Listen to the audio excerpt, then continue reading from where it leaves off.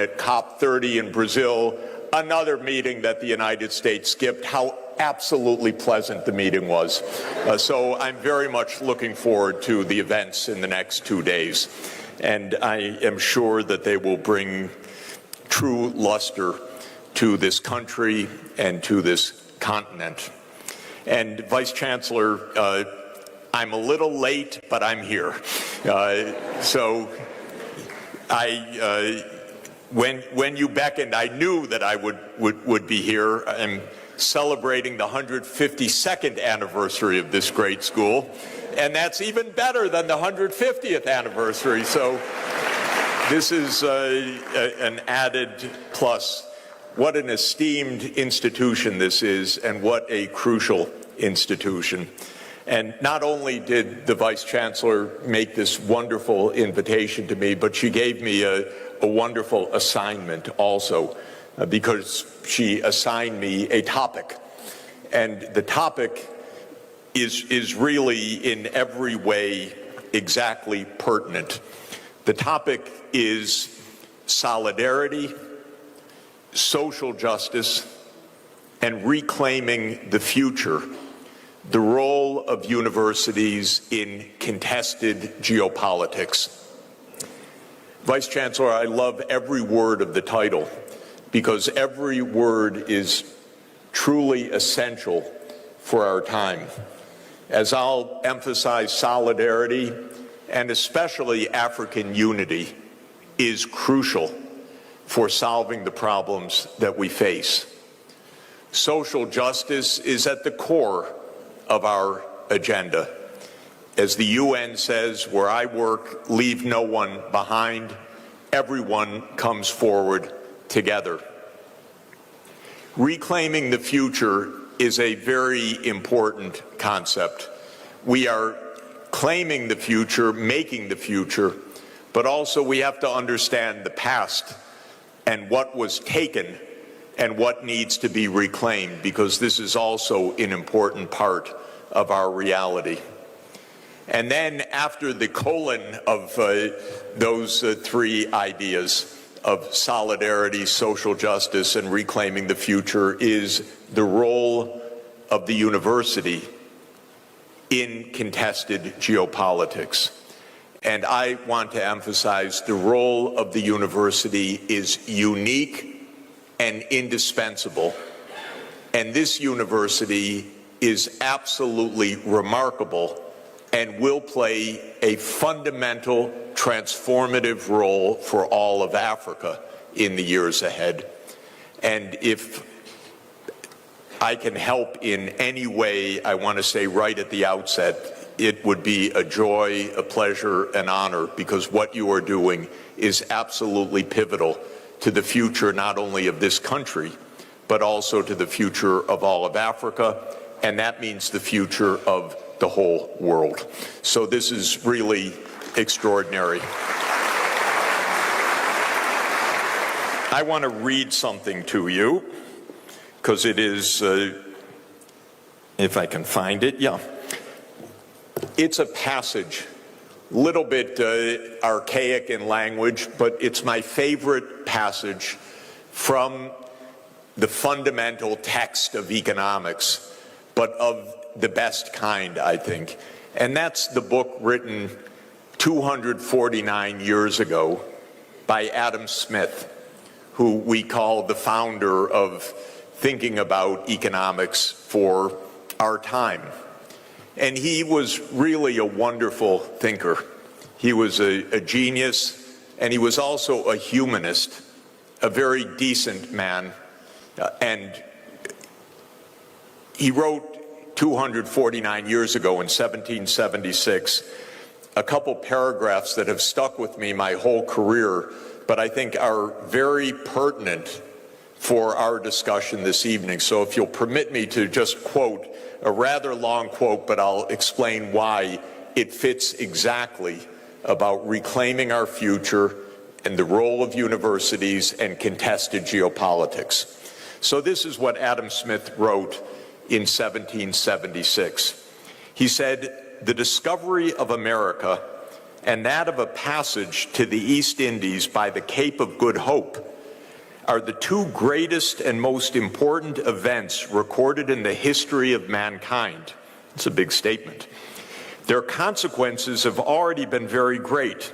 And remember, he was writing about Christopher Columbus's voyage in 1492 and Vasco da Gama's circling the Cape of Good Hope on the way to India in 1498.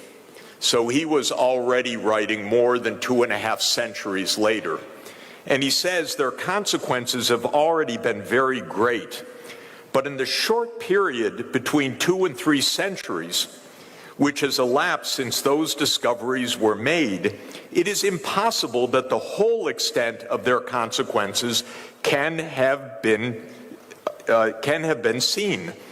What benefits or what misfortunes to mankind may hereafter result from those great events, no human wisdom can foresee.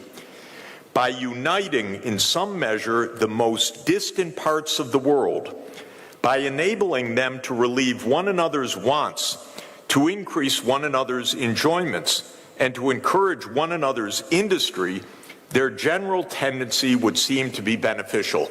So he's saying by connecting the different parts of the world, this should be, in general, a benefit. That now the Americas are connected with Europe, Europe's connected with Asia by sea-based trade. This should be beneficial. But then he goes on, because he was an extremely decent and learned man, he says, to the natives, however, both of the East and West Indies, all the commercial benefits which can have resulted from those events have been sunk and lost in the dreadful misfortunes which they have occasioned. These misfortunes, however, seem to have arisen rather from accident than from anything in the nature of those events themselves. At the particular time when these discoveries were made, the superiority of force happened to be so great on the side of the Europeans that they were enabled to commit with impunity every sort of injustice in those remote countries. And this is what I really like. So he's saying it should have benefited everybody, but Europe went, beat the hell out of everybody, if you'll excuse me. And they did. And this began the process of European imperialism all over the world. But then Adam Smith, writing in 1776, because of his humanism and his genius and his foresight, said the following, and this is what I think is really key for us today. He said, if I can find it, hereafter, perhaps, the natives of those countries may grow stronger, or those of Europe may grow weaker, and the inhabitants of all the different quarters of the world may arrive at that equality of courage and force, which by inspiring mutual fear can alone overawe the injustice of independent nations into some sort of respect for the rights of one another. So in other words, he's saying things can equal out over time. Europe could become weaker, the rest of the world can become stronger, and then there can be a balance of force. And then he says, but nothing seems more likely to establish this equality of force than that mutual communication of knowledge and of all the sorts of improvements which an extensive commerce from all countries to all countries naturally, or rather necessarily, carries along with it. What is he saying? He's saying that writing in 1776, Europe dominated so much of the world. Of course, a century later, Europe would colonize almost all of Africa. So that brutality was pervasive across the Americas, across Asia, and soon after Adam Smith wrote, across almost all of Africa. But then he says this is not the inevitable long term. The world will rebalance. And how will the world rebalance? It will rebalance through knowledge. sapientia, as your motto says, pro gentibus sapientia, for the public knowledge. So knowledge will enable a rebalancing of force and global justice. And then he says, where will that knowledge, how will that knowledge be transmitted? He says, actually through openness, through trade, through commerce. Different parts of the world will learn the technologies, the skills, so that all parts of the world benefit by the advances in human knowledge. And that sharing of human knowledge will create the just world that an interconnected world should be. Well, I love this section of The Wealth of Nations because, first of all, he got it right. 250 years later, the world has rebalanced. Not fully, but it sure is on its way. That's what we call geopolitics. Nothing less than the world rebalancing. Why isn't Donald Trump coming tomorrow? Because he has a 4-year-old mentality, and he's having a tantrum.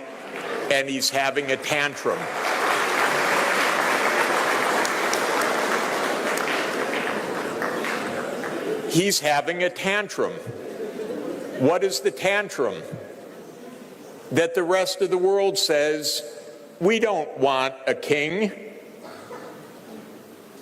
As President Lula said, we don't need an emperor. He would come here as just one of 20 leaders, or 21. He doesn't want that. He's having a tantrum. So this rebalancing is happening. He's having a particular tantrum, by the way, because the United States is in a deeply neurotic funk. You know what the cause of that neurosis is? China. A wonderful, brilliant civilization, 4,000 years old plus. It's been a unified state with brilliant statecraft for more than 2,000 years. Unlike Europe, in which every country of Europe fought every other country of Europe every year for 1,000 years. Most of the time, China was peaceful, united. It fragmented temporarily at some points, but it was mainly a unified country that actually, strangely enough, didn't beat up its neighbors also. So China, for 1,000 years, never attacked Japan, for example. Can you imagine? Britain couldn't keep its hands off any place for more than a year or two at a time. It had to go beat up somebody. And the United States doesn't even take a year off. I don't know the truth yet. It could be an accident, but I don't think so. Today, a major refinery in Venezuela suddenly exploded. That seems a lot like the CIA to me. I don't guarantee it. We don't have any more news. But last week, President Trump said he had assigned the CIA to operations inside Venezuela, and a week later, suddenly the biggest refinery blows up. So the United States can hardly go a week at a time without trying to kill somebody. But China actually goes centuries without attacking its neighbors. So China went for 1,000 years without once invading Japan, a near neighbor, even though China was much more powerful. Incidentally, from 2 times, there was an attempt to invade Japan from the Chinese mainland, but that was when China had been conquered by the Mongols. So 800 years ago, roughly, they tried twice. The Mongols tried to invade Japan, and they were defeated both times. But the Chinese never tried. The Japanese actually, sadly, invaded China many times, but never the other way around. And the Chinese never invaded Korea.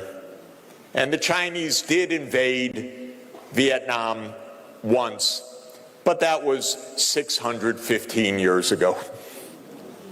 And then they had a skirmish for 1 month in 1979. Other than that, that's the so-called enemy of the United States. So that's why I call it a neurosis. China's the least threat possible. Doesn't threaten anybody. Doesn't attack anybody.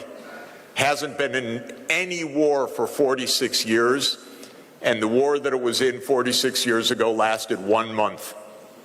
That's when Vietnam toppled a government in Cambodia that China viewed as an ally, and so it punished Vietnam for a month for having overthrown their ally in Cambodia. Other than that, no wars for more than 4 decades.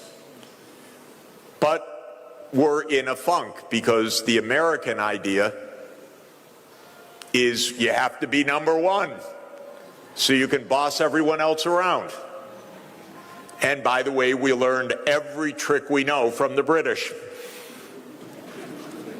who did that for 200 years before that. So that's where the geopolitics comes in. What Adam Smith is saying in 1776 is we need to look forward to a future in which there is equal force, mutual respect, social justice. And we're at that hinge moment of history. Because to my way of thinking, we are at the end of 3 major cycles. First, with these momentous discoveries that Adam Smith talked about, these sea routes that the Europeans found, that began a period of European ascent in the world history and world economy, because Europe was nothing special economically or geopolitically in 1500. You would not put it as likely to succeed or to dominate. But those events changed the course of events. Then in 1750 and really in 1776, oddly enough, the same year that Adam Smith wrote The Wealth of Nations, a very skilled engineer, we would say today, but he didn't have that title, a man named James Watt, working at the University of Glasgow, fittingly at a university, stuck a condenser on a steam engine that had been invented decades before, and suddenly the steam engine became incredibly efficient, low cost, and suddenly the industrial age was feasible because of that great invention of the steam engine. That happened, that commercial steam engine of James Watt, which is why we talk about megawatts today, because of Mr. Watt and the power that his steam engine brought.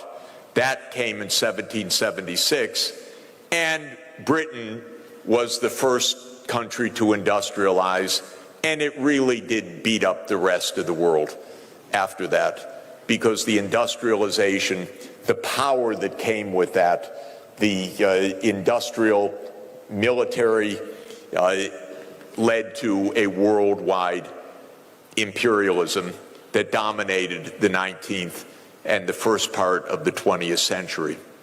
And at its apogee, the British Empire had 1/4 of all the people in the world under British imperial domination. Of course, India was a big part of that 25% of humanity. So that's the second part of a cycle. And then, because Europe has a very hard time making peace within Europe. It's really a sickness, actually, I'm sorry to say. We love Europe. My wife's born in Europe, my family comes from Europe, but they fight each other so much. Not my wife and me, but every two countries bear a grudge. Yesterday, I was texting with a friend of mine who wrote to me because he was giving a lecture in Poland, in Warsaw, and I said, yes, it's so sad, the hatred of Russia in Poland. And he said, oh, but remember what Russia did. And he said, you have to remember in 1792. That's what he wrote. And I wrote, get over it. You don't have to fight every time because in 1792 you fought because the Russians would say, yes, 1792, but in 1610 you invaded us. And that's true, by the way. Poland started it. When Russia was in trouble, in so-called times of trouble in 1610, it was Poland that invaded Russia. Then Russia invaded Poland 150 years later, and on, and they can't stop. And there is, by the way, there's the famous saying of the philosopher George Santayana, the Spanish philosopher of the 20th century, that those who forget history are condemned to repeat it. And my wife has a better one, though. Sonia says those who remember history are condemned to repeat it, because all you do is you bear a grudge for 1,000 years. Get over it.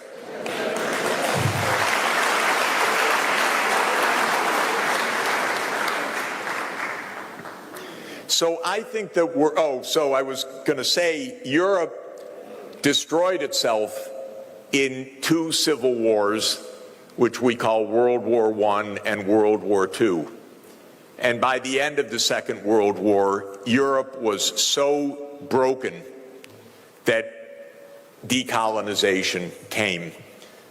Not, by the way, because it was inevitable had there not been the wars, but Britain was bankrupt at the end of 1945, after 2 world wars.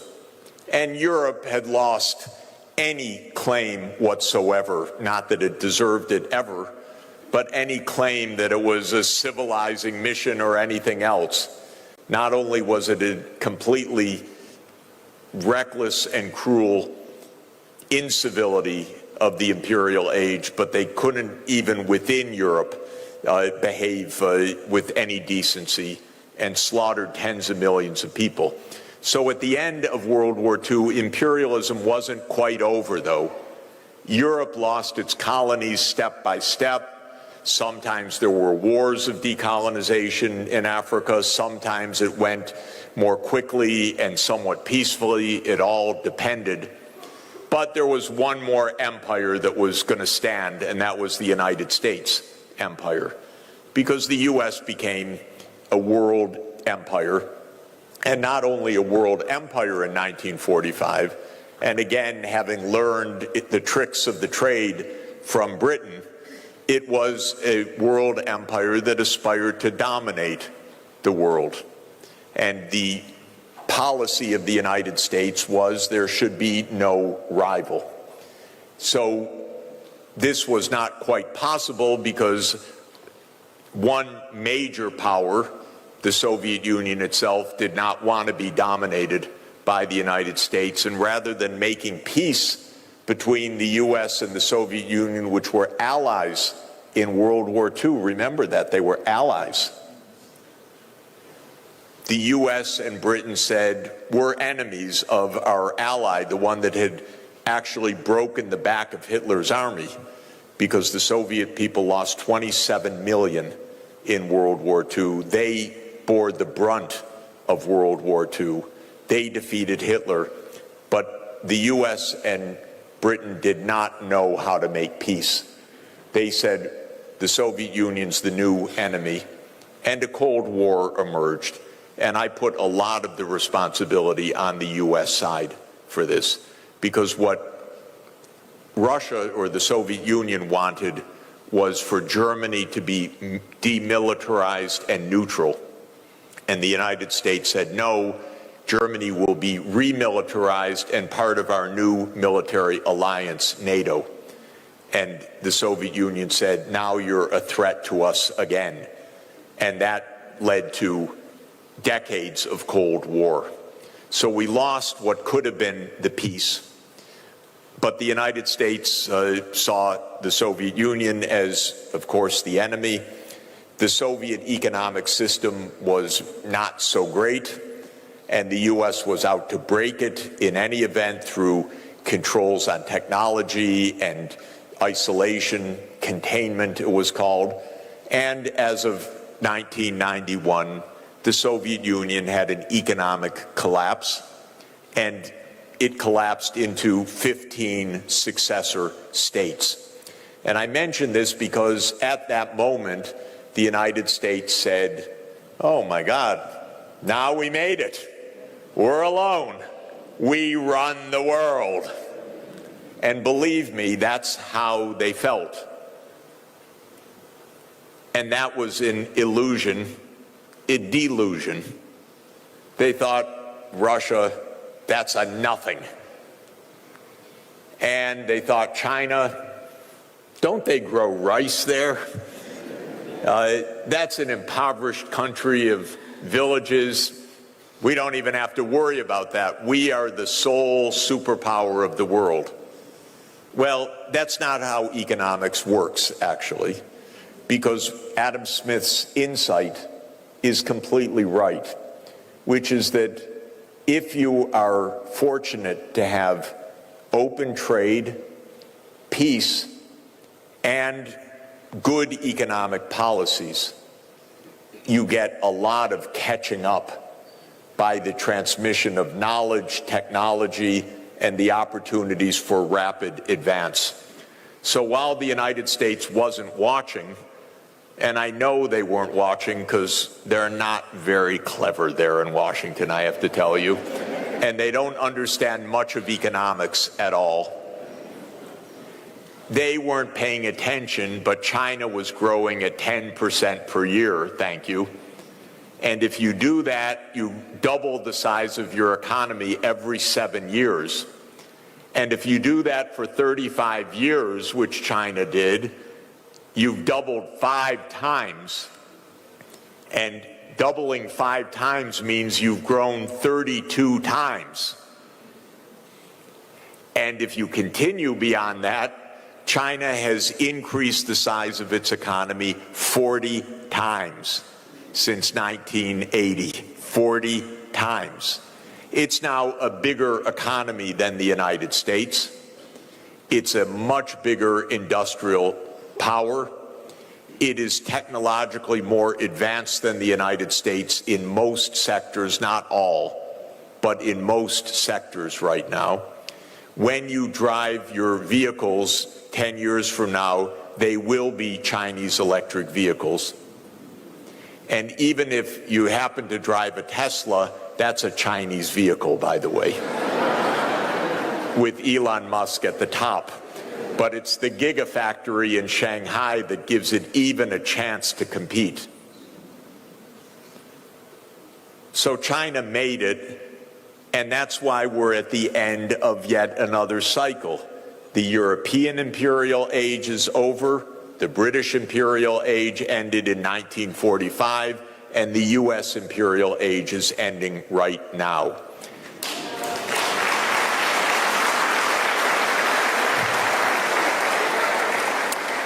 And that's why Donald Trump is home.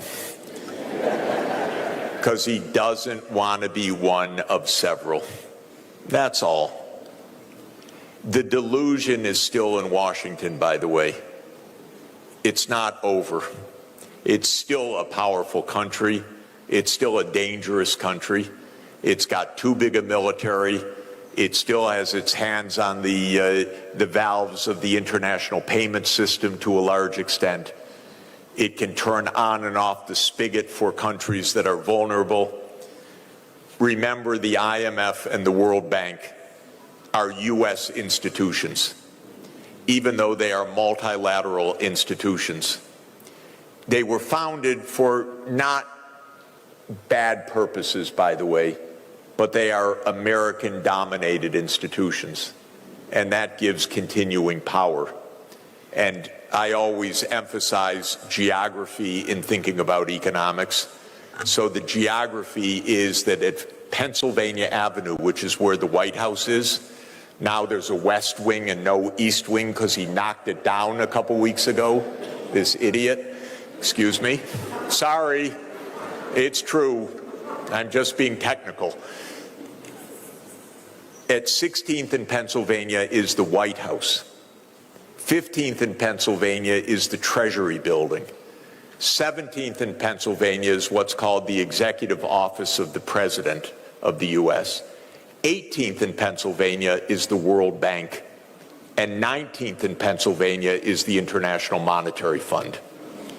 So it's only 2 blocks from the President's office to tell the IMF what to do.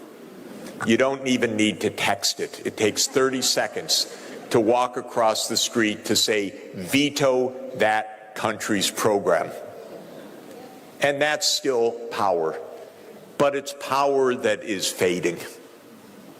It's fading in part because of the BRICS.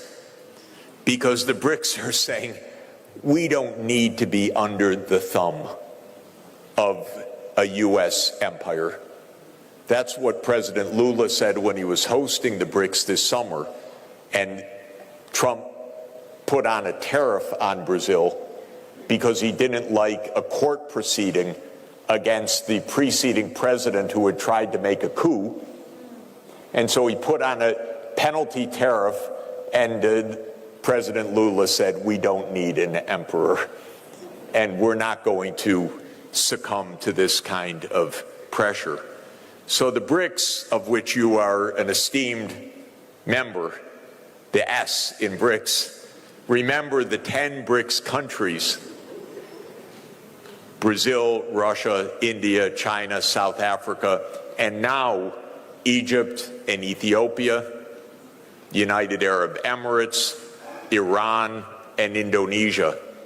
The 10 BRICS countries have 46% of the world population. Thank you. And 41% of the world GDP. And they can look at the G7 and say, who are you? And that's what they're doing.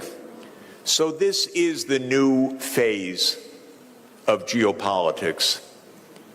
The world is not falling apart, but the U.S. and Europe are having a tantrum. That's different. And the world is not fragmenting. The U.S. is isolating itself. It doesn't even go to the parties anymore. It puts on tariffs. It says, you can't have our market. And the rest of the world says, okay, because your market's not so important for us. And Trump said, okay, we're going to punish you, China, for being so successful, by the way. We're going to put 100% tariff on you. And the next hour, China said, okay, we're putting 120% tariff on you.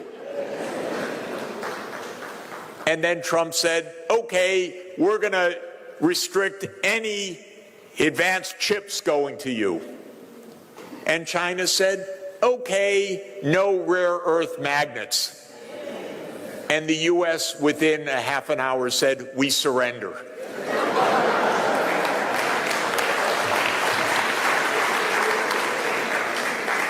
By the way, I had no idea there was anything called a rare earth magnet before all of this happened.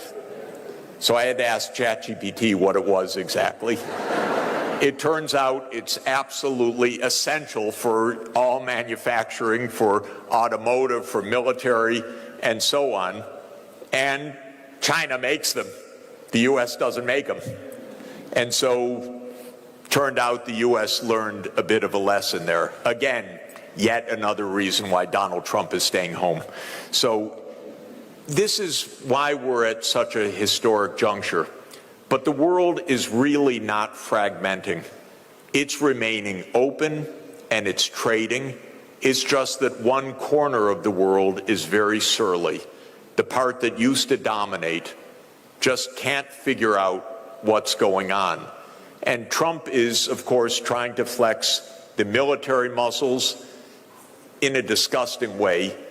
The U.S. is still militarily powerful, no doubt about it.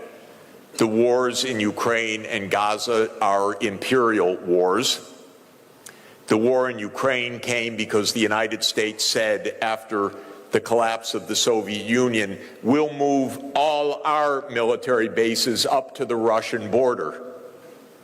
And by the way, in 1990, when Germany was reunifying and President Gorbachev was president still of the Soviet Union, the United States promised President Gorbachev, if you, the Soviet Union, agree to the reunification of Germany, which had been divided after World War II in the Cold War, and required the Soviet approval because that was how World War II ended by treaty in 1990.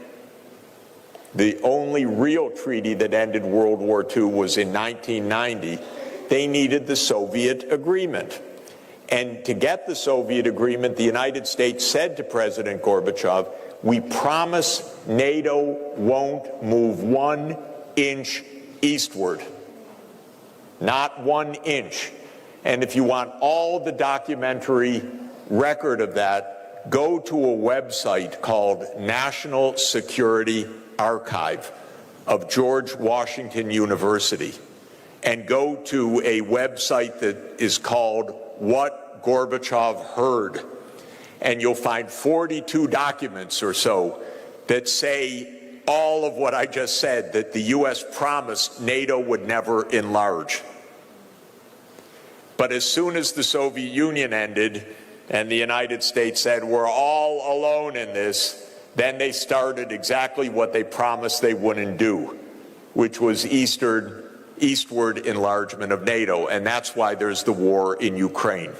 It's a disgrace, and it is killing the Ukrainians, and it is part of the famous adage of Henry Kissinger, which you may recall, that to be an enemy of the United States is dangerous, but to be a friend is fatal. Ukraine said, we'll be a friend.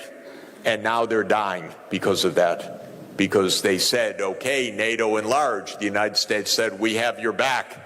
And probably 2 million Ukrainians have been killed or gravely wounded in this completely unnecessary and reckless war. And the United States is doing the same with Israel in Gaza. And let me thank you, South Africa, for standing up for justice.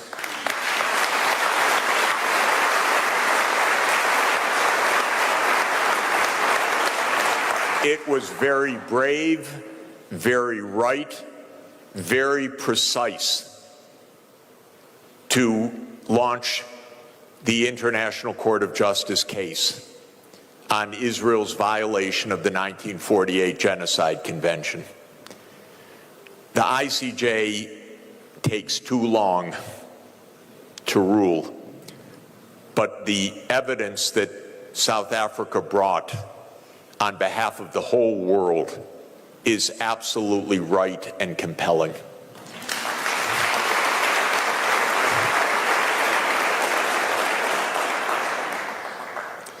So we're in the age of rebalancing, and that's why I liked the title, Reclaiming the Future, because it's not only claiming the future, it is reclaiming what should have been. Had Adam Smith been listened to because he was very decent, this would not have been 200 years of imperialism. This would have been open trade, exchange of ideas, exchange of knowledge. There would have been development in all parts of the world. The imperial age delayed that terribly. I don't have to recount any of that for you here, especially. But I would just say that, to my mind, the greatest crime of imperialism, and imperialism is filled with criminality of the worst kind, but the greatest crime of imperialism, in my view, is the denial of knowledge and of education to the people. Because the basic idea of imperialism, of course, is plunder and extraction and domination. And the basic mechanism of that is to disempower the people. And the most basic empowerment of people, individually and as societies, is knowledge. It is exactly what you say, sapientia. It is knowledge for the people is the most powerful way to advance. It's the essential standard of economic and social development, and it's precisely what the imperialists denied. And by the way, when imperialism ended in Africa, when you looked at the scene, and there's a fascinating study by UNESCO called Illiteracy in the World in 1950, which you can find online because this new organization, UNESCO, in the middle of the 20th century, made a study of worldwide illiteracy. Most of sub-Saharan Africa had illiteracy rates of more than 90%, some between 95 and 100%. That means that when independence came, there had been no education for the people, other than the tiniest exceptions. You know this. This was the mechanism of control. This has made every challenge a challenge of gaining knowledge and of spreading information as absolutely the core of reclaiming the future. So let me turn to the part after the colon of this title, and that is the role of universities in a geopolitically contested age. The role of the universities is the most fundamental institution of societal transformation for the future that we want. The future that we want is a future of sustainable development. Sustainable development means that the future should be prosperous, that yes, we don't reduce poverty, we end poverty. That's sustainable development goal number one. That we have social justice, that we attend to the environmental crises, which are extremely serious and worsening dramatically, and that we live in peace. That's what sustainable development means. Prosperity, social justice, environmental sustainability, and peace and cooperation. In my view, the universities are the central institutions for helping to guide society to the future that we need and the future that we want, to mobilize the knowledge for society on behalf of sustainable development, meaning a prosperous and fair and sustainable future for society. The transformations that we need to achieve that future are rather complicated. We need to ensure, even in poor places, universal access to quality education. You are in the forefront of that design. How to use online learning, how to use the new multimedia methods, how to use artificial intelligence, how to use digital technologies to spread knowledge everywhere. In my view, this is Africa's most important aim, and challenge that the next 20 years should be mass education of quality across this continent. You have the largest cohort of young people in the world. Educate them, train them. Don't let any child lose out. Don't let any government say, we don't have the means, we can't afford this, let's solve this problem, how to make this financing work. But no child is going to have a future that we want for that child if they don't have a quality education.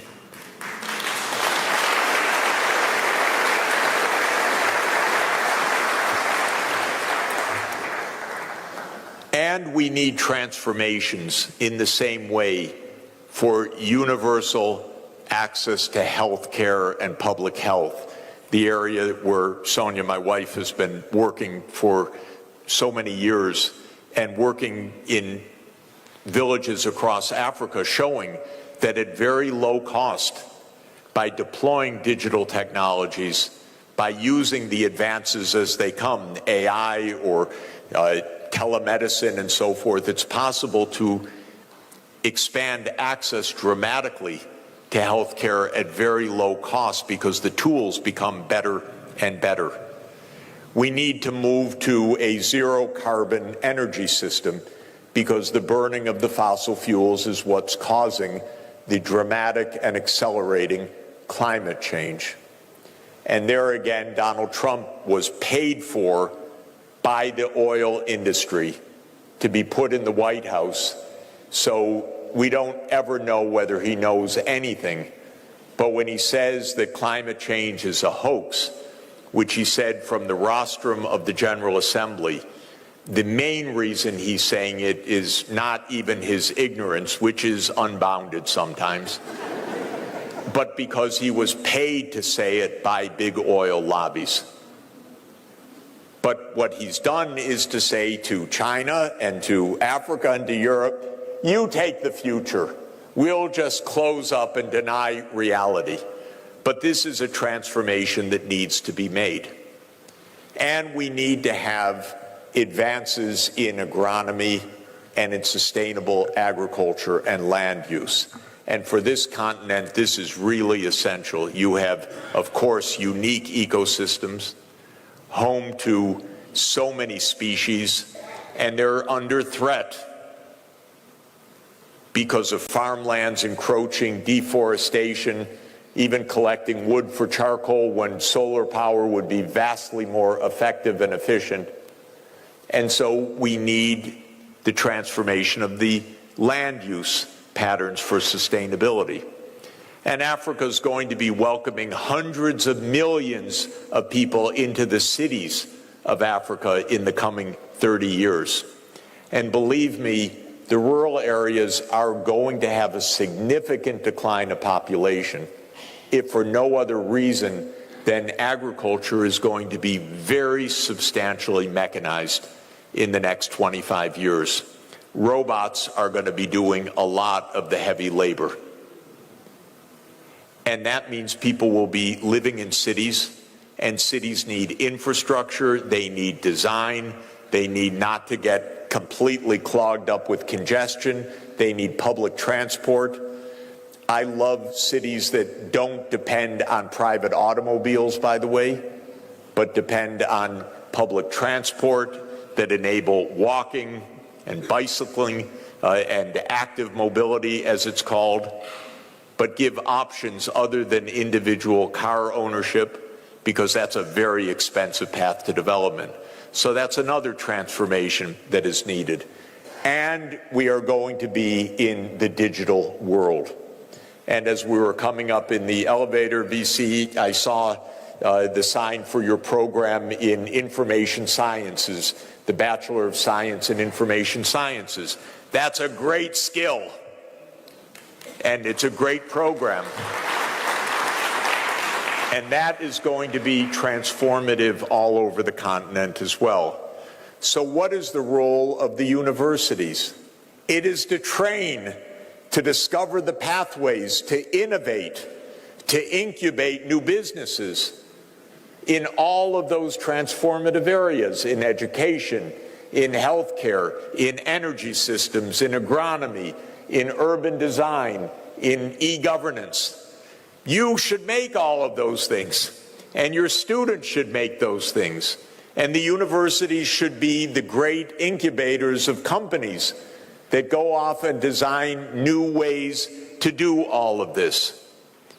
And I've learned, as I've mentioned in the last few days here, something I've advised governments all over the world for 40 years actually this year, because I began that activity actively in 1985 in Bolivia, and I've advised probably well over 100 governments since then.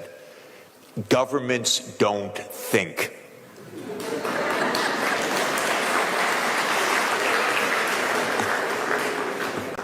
I'm not dissing them, by the way. They need to implement. They need to make coalitions. They need to solve political problems. They need to build bases, not military bases, bases of support. But they don't have time to think. And it's not even their job. And it's not even their qualifications. So we should do the thinking for them, thank you.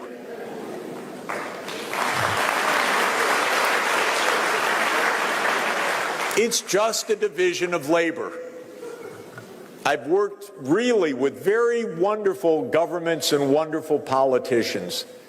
They don't hold seminars and workshops and deliver papers and analyze and argue about the data. They don't have time for any of that. But if the university comes and says, we've done a thorough study of how to make efficient design of Pretoria, or how to convert this part of the country to renewable energy, then they can implement that. We can't implement anything, by the way.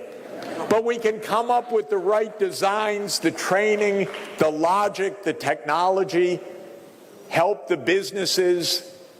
We are not the implementers, actually. I hope we're the educators, the thinkers. I hope that we can inspire young people, because it's their future after all. And I hope that we can be practical and show the way forward. Now, one last word that I want to emphasize in that wonderful title that I was assigned, and that's solidarity. Solidarity applies